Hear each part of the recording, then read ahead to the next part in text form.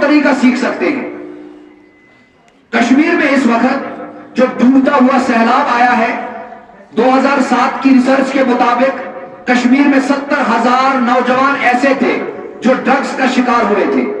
یاد رکھنا چاہیے، سب سے بڑا دہشت گرد، بم مارنے والا بھی دہشت گرد ہے، میزائل مارنے والا بھی دہشت گرد ہے، بے گناہوں کا قتل کرنے والا وہ بھی دہشت گرد ہے، لیکن سب سے بڑا دہشت گرد وہ ہے کہ ایک باپ، ایک بوڑھا باپ اپنی رگوں سے خون نکال نکال کر اس کے چہرے پہ جھریاں پڑ جاتی ہیں، اس کے ہاتھ کمزور ہو جاتے ہیں، اس کی کمر جھک جاتی ہے، ایک اولاد کو تیار کرتے ہوئے جب وہ جوان ہو جاتا ہے، یہ بوڑھا باپ جب لاٹھی کے سہارے پہ پہنچ جاتا ہے، اس کے دل میں یہ تمنا اور یہ نیت ہوتی ہے کہ میری جو یہ اولاد ہے، جس کو میں نے پڑھایا، جس کو میں نے لکھایا، جس کی میں نے تربیت کی، جس پر میں نے لاکھوں روپیہ خرچ کیا، لیکن ایک بد مزاج انسان، ایک بد کردار انسان، چرس کو بیچنے والا، شراب کو بیچنے والا، ہیروئن کا کاروبار کرنے والا، ڈرگ کو عام کرنے والا، وہ اس نوجوان کو بہلا پھسلا کر اپنی باتوں میں لا کر اس کو چرسی بنا دیتا ہے،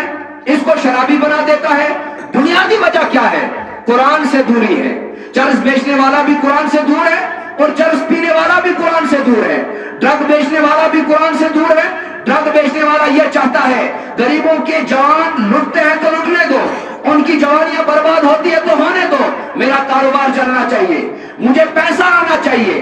نوجوان لڑکیاں ان کی عزت بکتی ہے، آبرو بکتی ہے تو بکنے دو، لیکن میرا کاروبار چلنا چاہیے۔ پیسہ کیسے بھی آئے، مجھے پیسہ آنا چاہیے، میرا گھر تعمیر ہو جانا چاہیے، میرا نام بڑا ہو جانا چاہیے۔ نسلیں ٹوٹتی ہے تو ٹوٹنے دو، نسلیں برباد ہوتی ہے تو ہونے دو، لیکن مجھے کیا آنا چاہیے؟ پیسہ۔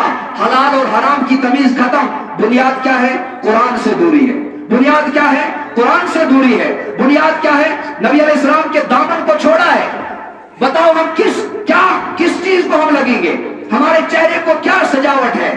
ہماری کیا حیثیت ہے اگر ہم نبی کو چھوڑیں گے؟ ہماری کیا حیثیت ہے اگر ہم قرآن کو چھوڑیں گے؟ اگر ہم قرآن کو دھکا دیں گے ہم دنیا میں عزت نہیں پا سکتے۔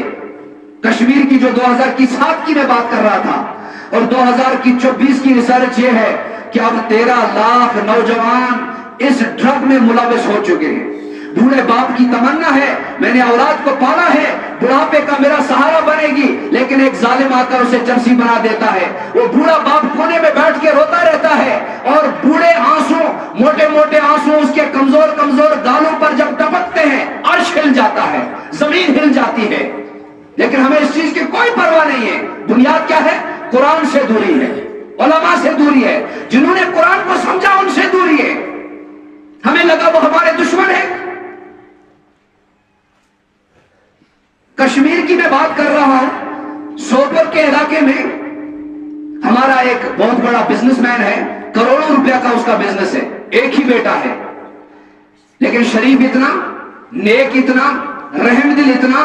جب کورونا وائرس آیا، باپ بیٹے سے دور ہو گیا، ماں بیٹی سے دور ہو گئی، پڑوسی پڑوسی سے دور ہو گیا، دوست دوست سے دور ہو گیا، دنیا آ گئی، لیکن وہ رحم دل اتنا ہے، اتنا رحم دل ہے کہ اس وقت باپ سے ہاتھ ملانا منع کر دیا گیا، ماں سے ہاتھ ملانا منع کر دیا گیا، ایک برتن میں اکٹھے کھانا کھانا بند کر دیا گیا۔ اب دیکھیں اس قدر رحم دلی کتنی ہے۔ ایک باپ کا بیٹا ہے، ایک ہی بیٹا ہے باپ کو، کروڑوں روپیہ کا بزنس ہے۔ اب جو متو ہوتے ہیں، یعنی کہ جو فقیر ہوتے ہیں، یعنی کہ جن کو کپڑے پہننے کی تمیز نہیں، جن کے میلے کچیلے بال، جن کو جوئیں پڑی ہوتی ہیں، جن کے چہرے دھونے کے بغیر ہوتے ہیں، یعنی کہ ظاہراً میں انسان ان کے ساتھ ملنا جلنا پسند نہیں کرتا، لیکن یہ نوجوان اتنا رحم دل ہے، یہ ایسے نوجوان کو قبرستان سے اٹھا کر لاتا ہے اور اس کے کندھے پر کندھا ہاتھ ڈال کر اس کو اپنے گھر لاتا ہے اور ایک پلیٹ میں کھانا نکال کر اس کے ساتھ کھانا کھاتا ہے، لقمے بنا بنا کر اس کو کھانا کھلا رہا ہے۔ یہ کتنا رحم دل ہے۔ اب اسے اپنا باپ کہہ رہا ہے، بیٹا تجھے پتا ہے باپ سے ہاتھ ملانا آج منع کر دیا گیا، ماں کے سامنے بیٹھنا منع کر دیا گیا، صفوں میں دوریاں آ گئی، نماز پڑھنے میں دورا، اور تم ایسے آدمی کو اٹھا کے لائے جس کو ممکن ہے کہ اس کے اندر وائرس ہو سکتا ہے۔ لیکن یہ رحم دل اتنا ہے بزرگوں اور دوستوں، یہ اپنے ابا سے کہتا ہے، ابا تجھے پتا ہے میں نے سفر کیے ہیں۔ ابا سے کہتا ہے، ابا میں نے سفر کیے، مجھے بھوک کا احساس